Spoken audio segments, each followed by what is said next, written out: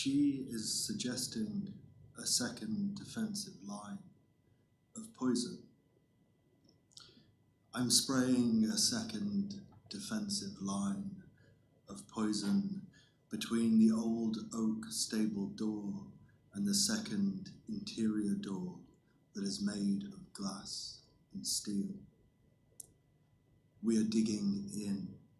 We are waiting for the cockroaches' dusk offensive when they swarm up from sewers and scuttle along the old slabs of the Palermo pavement, when they charge under the doors of our Airbnb as we are upstairs and one of us is going down on the other, or we're spooning in the glow of a Netflix original drama, until the lull of sleep and the vicious light of morning, and I'm sent down with an aerosol of poison and a box fresh sneaker, and our defensive lines have not held, but have limited their advance to a few dozen roaches pitifully trying to drag themselves towards our bowl of Cantabrian stone fruits. And I am at last the vengeful god I've so often dreamt of being. And I'm slapping my box-fresh sneaker down, and I'm splatting and spattering and shouting, "Die, motherfuckers, die." And they're dying with a crunch and a spurt of their entrails, of the frothy egg white of their young, who are nothing but spawn, but who will hatch soon enough and come for us in the hot fog of night.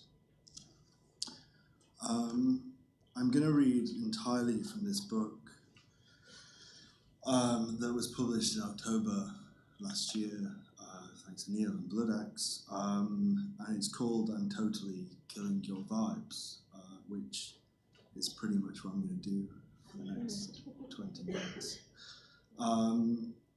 There are some pictures behind me. You probably need some explanation.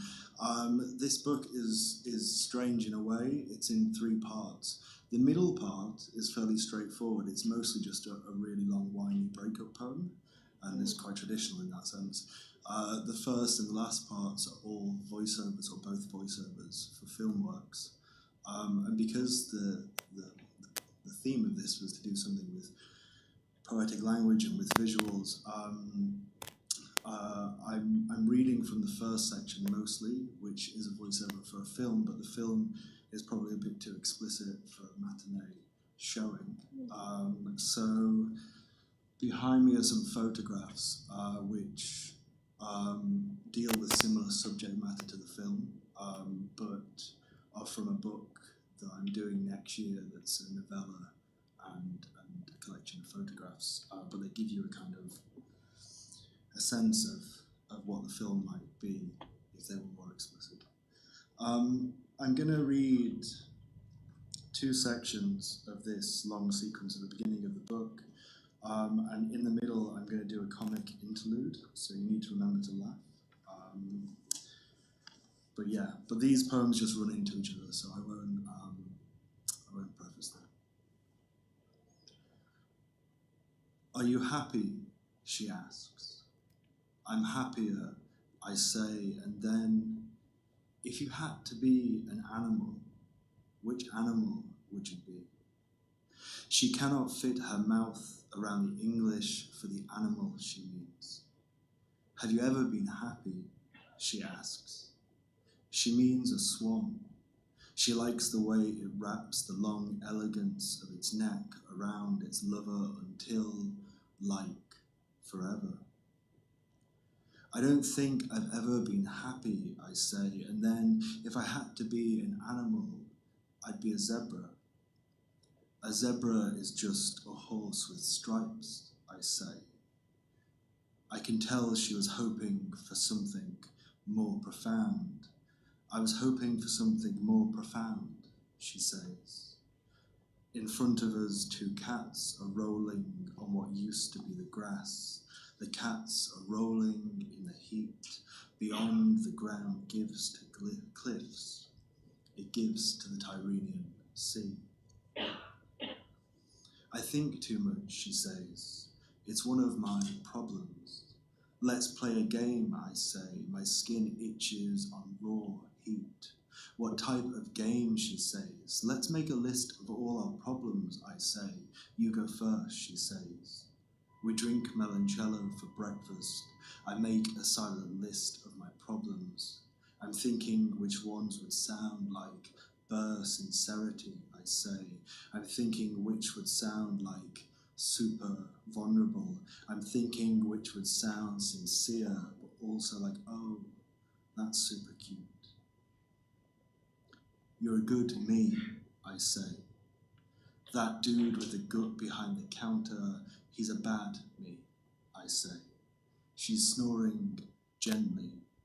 She's a good me snoring with elegance. The man with the gut brings coffee. Cardi B is a good me, I say. Leonard Cohen is a good me, although he's dead, obviously. Michel Foucault is a bald me.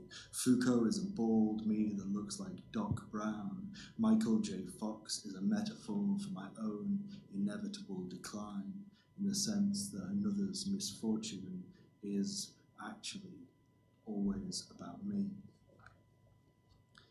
Chris Brown is a terrible me, I say. She's wearing my underwear. She's purring like a hedgehog. You snore like a hedgehog, I say. She's embarrassed. The taupe of her cheek flits rouge. This is what I want, I say. What, she asks, to watch you blush, I say. The sea is cold and we are so very drunk. The sea is cold and she's not here. The sea is cold and we are spread out on a hot rock. The sea is spread and cleaved and furled by the relentless heft of a tanker. I'm on a tanker, and a drunk Estonian rigger is sleeping on my shoulder. I'm on a ship sidling into Sicily. I'm on a ship that grinds and bumps against the Spanish waves. I'm on a ship watching the water break and acquiesce and sew itself back together again. That's what I want, I say. What, she asks. I want to feel you give, I say. That sounds hot, she says. You're always thinking about sex, I say. Will you sew me back together, she says. Probably not, I say. And then I say, are any of us really anything other than gaping wounds? Are any of us more than a patch of weakened bone? That's dark, she says. I know, I say. And then I only love my bed and my mama. I'm sorry, I say, because citing North American hip-hop artists is something I do, I say. It's something I do to ease the tension. It's something I do with the kind of irony you should read as sincerity, I say. This isn't cynicism, she says. No, I say. Or if it is, I say, it's also love. It's also love, I say. It's also love in the way your boot on the head of a kitten you've dunked with your fender is a kind of love, I say. In the way sometimes when you're making a hollandaise sauce and it splits, you launch the electric whisk so that the plug snaps right out of the wall and the whisk crosses your open plan kitchen. The whisk spins and glides and spanks the living room wall, and you pick up the whisk and you kneel down and you start to thrash and gash the antique parquet floor until it splinters and the whisk is little more than mauled plastic, and the sawdust of the floor is beginning to float gently in the tiny puddles of your hot tears. It's a bit like that, I say.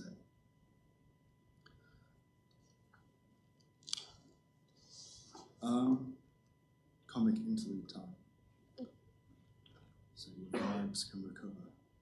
I'm going to read 3 poems from this. Basically, the middle section of this book is overwhelmingly this whiny breakup sequence, but in the middle there's some comic interludes, and there's a selection of poems that I think of and at one point were titled Customer Feedback. There are different forms of feedback, or they deal with different forms of feedback we receive in our lives. Almost none of them have anything to do with literature, but I thought as it's a poetry festival, I would do two that are. And I thought as there were academics in the room, I'd do one that was university-based, but most of them are to do with, you know, those reviews you get on Airbnb or eBay or whatever else, by which you end up judging yourself. But I'm just going to read three. A man I've met twice has taken a dislike to my latest book. It seems he is quite narked, or narked enough to write about it in a periodical of some reputation. Lols. Huge lols. I'm alerted to this by Twitter. My girlfriend wakes to find me chuckling heartily. My girlfriend is less amused. She dislikes his charge of misogyny. She dislikes my use of the word sluts, being taken for what Judith Butler might have called the public display of injury. I dislike my citation of Ginsberg and Yeats being taken for original lines. I'm just not that good, I say. He should really be better read if this journal wants to keep its reputation, I say, and then lols. And then we really laugh, because the man I've met twice seems to think what he writes matters, that writing matters, that anybody really cares or reads what he or I write, and that is like super lols. Silly man, we say, though he does have a poem about ponies, I say, and my girlfriend rolls her eyes. As I said, I've never read this poem before, but I thought I'd do because so many people in the audience, like I do, also work in university and will be able to empathise with some of the sentiment in this poem. A different form of review.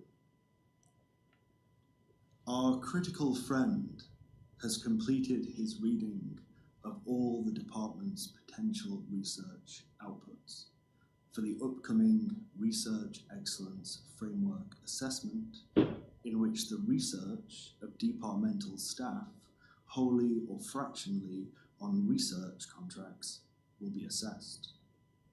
Our critical friend has declared my own outputs likely to be judged world-leading research in terms of originality, significance, and rigour. 6 feet below the corpses of Turing and Leavis are turning.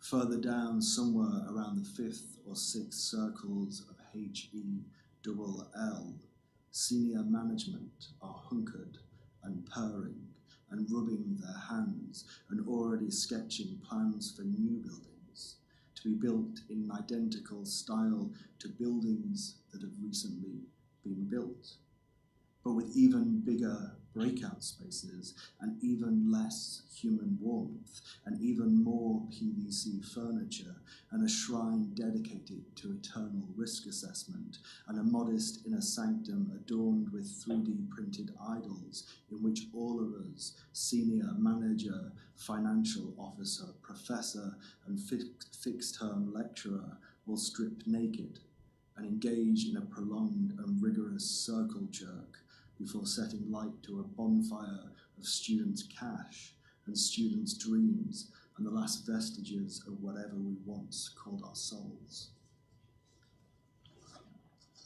Remember, this is the funny bit. I'm going to do one more. This is dedicated to, again, this is the anxiety of being read, I think. This is dedicated to a close friend and a poet I hugely admire, and whose name I'm not going to say because it's said about 672 times in this poem. Varney Capildeo has written an extended review of my latest collection of poems. Varney Capildeo is one of my favourite poets, so this is a big deal. This is a pretty big deal, I say to my friend, of this review of my latest collection by Varney Capildeo that I still haven't read. Why haven't you read it, my perplexed and very short friend inquires, and I say, I lose hours each day with my finger hovering over the clicker and the unclicked cursor hovering over the hyperlink that will take me to the page on which I'm concerned that Varney Capildeo has laid my inadequacies bare. I spend much of each day immobile. I have fallen and landed in an overrated Kubrick film in which, as always, I'm the star. And Varney Capildeo has placed calipers on my eyes, and Varney Capildeo has forced my eyes towards a screen on which Varney Capildeo has bound my hands and placed me on a large, lustrously gilded fish smoker.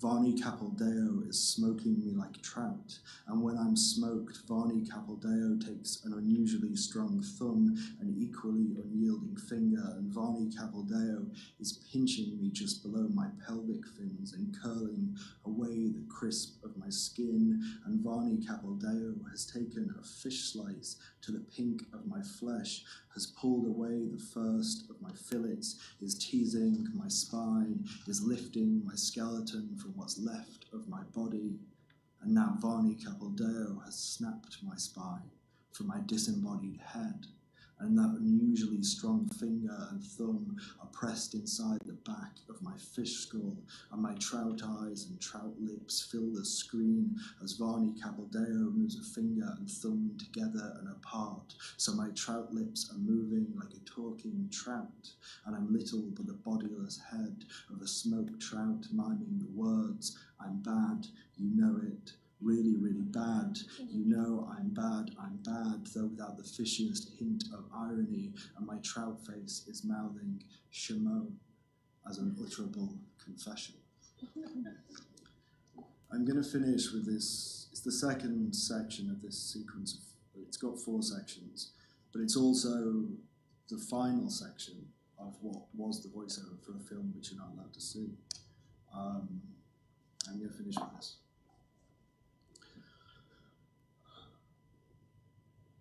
Your tears are hot, I say. Thanks, she says. I like tears, I say. Thanks, she says, looking down at my erect cock. It's not tears themselves, I say. It's not that I have a fetish for salted water, a lacrimal kink. It's not the sadness either, I say. Sadness is an unfortunate bedfellow of tears, I say. No, I like the fact of a dam breaking, I say. That's a cliche, she says. Okay, I say. I like how tears feel like an esophageal sphincter giving, I say. Tears are like delicate eye vomit, I say. In the way that puke is the unfortunate bedfellow of vomiting, I say. You like to vomit, she says. It scratches an itch, I say. I'm itching at my skin. I'm itching at the insides of my arms. I'm itching at the backs of my legs. I itch until my skin deepens to a red beyond this ridiculous British sunburn. I'm itching until my skin is a polka dot of hives. I itch until I bleed, until pinpricks give to errant drops that smear across my thighs. She's drinking her espresso slowly. She's talking about swans. She places her hand on mine. She moves my hand away from the particular patch of skin I'm midway through shredding. She places her palm as cool salve on this patch of half-fledged skin. She curls her fingers into her soft palm. She runs those tiny milk scythes against my arm. She runs the nails of both hands against the length of my arms. She's itching my calves. She's digging her nails in. She's smiling sweetly as she bleeds me. I'm fizzing. I'm humming. Thank you. Thank you, I say. She's not here. She's not here to say you're welcome in that way that both demurs and say is damn right. She's not here and I'm sat on a hot rock. I'm sat on an inflatable flamingo. I'm floating out to sea. I'm floating towards the Albanian coast and the sky is clear and all I can see is the full moon and the furcle and the fizz of sea foam. A Dutch boy is unconscious. He's snoring on a sunbed as I trudge in from the sea and place my wet, inflatable flamingo on the sand. The Dutch boy is barely 18. The German girl by his side is 20. The German girl is singing, "Let's go to the beach, beach, let's go to the beach." And I say, "But we're already on the beach." And I make a slow, mournful gesture towards my flamingo. The gestures of mourning, I say. That's a good title for a poem, I say. I don't think so, she says. And I gesture to an inflatable flamingo with the closest I can manage to puppy dog eyes. "You're always pointing to your damn flamingo," she says. And she's right, of course. She's always right. I spend my life as a drunk Italian stag on an all-you-can-drink boat tour, necking complimentary shots and drinking something that has once been described as Prosecco. I'm wandering the dance floor. I'm pacing in ever smaller circles. I'm wearing a large inflatable flamingo around my waist. I'm pointing to its long pink plastic neck protruding from my crotch. I'm pointing to my flamingo in the hope you don't look at my face. A country wrapped in militarism. A country dug into autocracy, a bridge on which tanks are wont to park themselves, as coup d'etat, as show of force. There is a nearly newborn kitten outside the window. She's not here. The kitten is making the exact noise one might expect of a stuffed toy. She's gazing out of the window. "It's a nearly newborn kitten," she says. "It's dying," she says. "That's the problem with stray cats," I say. "They're everywhere, but so are their mouldering corpses." "I want to take the kitten milk," I say. "I want to spoon it, hushing, 'It will all be okay.' It won't," she says. "I want to cup that kitten in my hands and bring it to our bed," I say.